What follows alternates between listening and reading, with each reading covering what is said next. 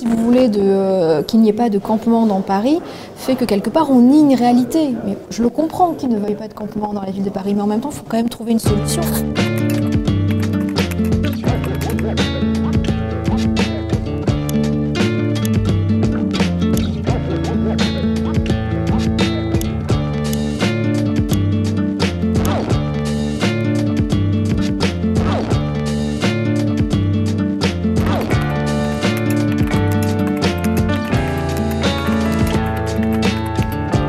Ce qui s'est passé ces 15 derniers jours, c'est que la police venait les réveiller en pleine nuit, à 3 h du matin, 4 h du matin, 8 h du matin, enfin en tout cas à toute heure, et sans évidemment prévenir, et leur confisquer leur couverture parce qu'ils voulaient les disperser. Il y a une très claire volonté de la préfecture de police et du ministère de l'Intérieur d'éviter tout campement dans la rue.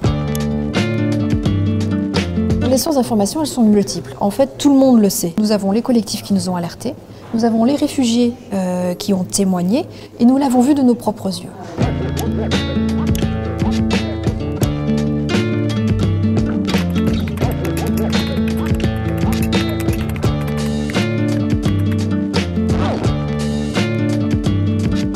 Non, ça n'était pas des mises à l'abri. S'il y a une mise à l'abri, on n'a rien à dire. Tant mieux s'ils sont mis à l'abri, c'est tout ce que nous souhaitons. Ça, c'est parfait.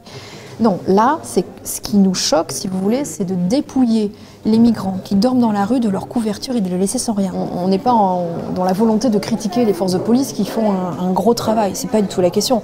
Donc on pense qu'ils obéissent simplement aux ordres du ministère de l'Intérieur et de la préfecture de police qui ne veulent pas voir de campement dans la rue. Nous, ce qu'on voit, si vous voulez, c'est les actes et les conséquences. Ça les met en danger. Nous, par exemple, dans notre clinique, on a déjà reçu 8 cas qui étaient proches de l'hypothermie. Enfin, pour nous, si vous voulez, c'est le manque d'humanité. Il y a un minimum quand même. Enfin, ce ne sont pas des animaux, ce ne sont pas des choses. Ils ont besoin, je pense, d'un minimum de respect quand même.